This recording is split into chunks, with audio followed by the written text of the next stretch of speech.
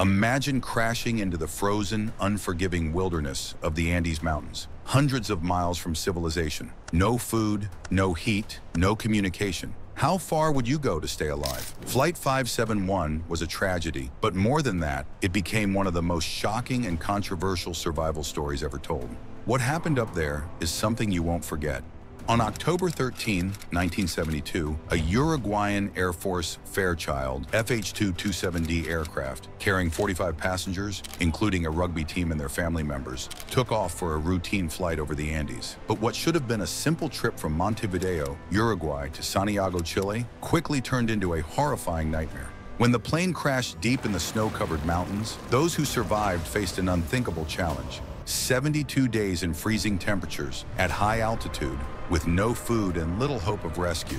What they endured, the decisions they made, and how they ultimately survived became a story of human resilience and controversy. Today, we're diving deep into the mystery and survival story of Flight 571, a journey that will show you just how far human beings are willing to go to stay alive.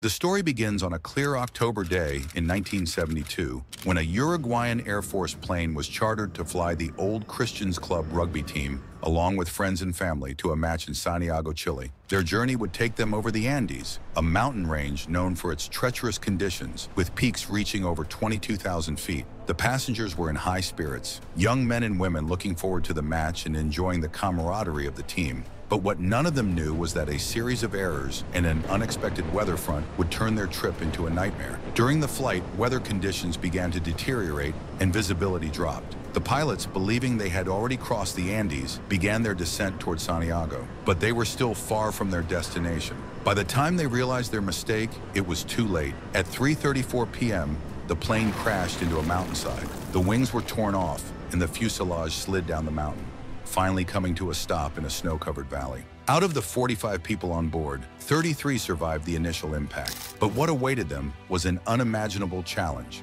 In the moments after the crash, chaos reigned. The survivors, many of them seriously injured, struggled to make sense of what had happened. The tail of the plane had been torn off, leaving the fuselage exposed to the freezing wind. The wreckage was scattered across the mountainside, with debris, luggage, and bodies strewn across the snow. The survivors quickly realized they were in one of the most isolated places on Earth. The Andes are not just a mountain range, they are a frozen, barren wilderness. With peaks soaring over 20,000 feet, the thin air and harsh conditions make survival difficult even for those who are prepared. The passengers of Flight 571 were not prepared. They had no winter clothing, no food except for a few chocolate bars and bottles of wine, and no way to communicate with the outside world. But the most terrifying realization came when they found a small transistor radio in the wreckage and learned that the search for them had been called off. Rescue crews believed the plane had gone down in an entirely different area, far from where the survivors were stranded. They were on their own.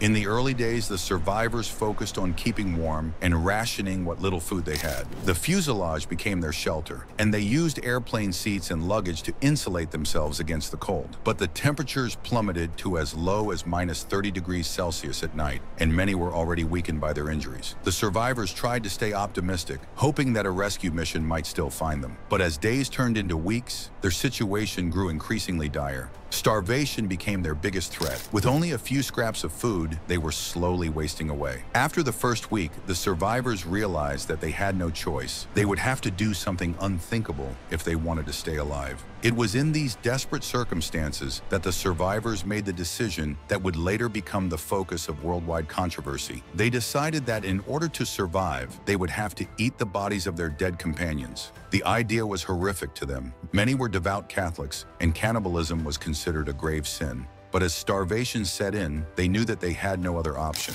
They had no food, no plants, no animals in the snow-covered wilderness, only the frozen bodies of their friends. This decision wasn't made lightly. For days they debated, some refusing at first. But as the reality of their situation became clearer, most of the survivors reluctantly agreed. They began to eat small portions of the frozen flesh, And though the act filled them with horror, it provided them with the nutrients they desperately needed to survive. Just as the survivors began to adjust to their new reality, disaster struck again. On the 10th day after the crash, an avalanche swept down the mountainside, burying the fuselage and killing 8 more of the survivors. Those who remained were now more desperate than ever. Their already limited shelter was destroyed, and the harsh conditions continued to take a toll on their bodies and minds. Despite the unimaginable circumstances, the survivors didn't give up hope. Small groups attempted to hike out of the mountains, but every time they were forced to return, beaten back by exhaustion, the unforgiving terrain, and the high altitude. The realization that they were truly alone began to weigh heavily on them. And yet, despite everything, they refused to give up. After more than 2 months in the Andes, with their numbers dwindling and their bodies wasting away, the survivors knew they had to try one final time to escape. Nando Parado, who had been in a coma for days after the crash, and Roberto Canessa, a medical student, volunteered to make the trek. Together with another survivor, they set off on foot, determined to find help. Their journey was nothing short of miraculous. For 10 days, they climbed through the Andes, crossing glaciers, battling altitude sickness, and rationing the small amount of food they had left. Along the way, they faced numerous setbacks. At one point, they even considered turning back, but the thought of saving their friends kept them going. Finally, after 10 days of walking, they saw a sign of hope, green valleys far in the distance. It was the first sign of life they had seen in weeks. On December 20th, after trekking for miles, they stumbled upon a Chilean shepherd named Sergio Catalan. Nando crossed a river to reach him and explained their situation. Catalan immediately rode on horseback to alert the authorities, and a rescue operation was launched. When news of the survivors reached the outside world, it sparked an international media frenzy. On December 22nd, helicopters arrived at the crash site and rescued the remaining 16 survivors. After 72 days stranded in one of the most hostile environments on Earth, they were finally saved. The survivors were taken to hospitals where they were treated for malnutrition, frostbite, and other injuries. But even though their physical ordeal was over, the emotional trauma would stay with them for the rest of their lives. When the public learned about the survivors' use of cannibalism, there was an immediate wave of shock and outrage. Many people struggled to understand how anyone could resort to such extreme measures. But as more details of their story emerged, and as the survivors shared their accounts of what had happened, public opinion began to shift. People realized that these men and women had been put in an impossible situation, and that they had done what they had to in order to survive. Over time, the story of Flight 571 became less about the controversy and more about the incredible resilience of the human spirit. The survivors didn't just endure, they fought back against impossible odds and lived to tell the tale. The moment when Nando Parado and Roberto Canessa finally reached the Chilean shepherd marked the climax of this story.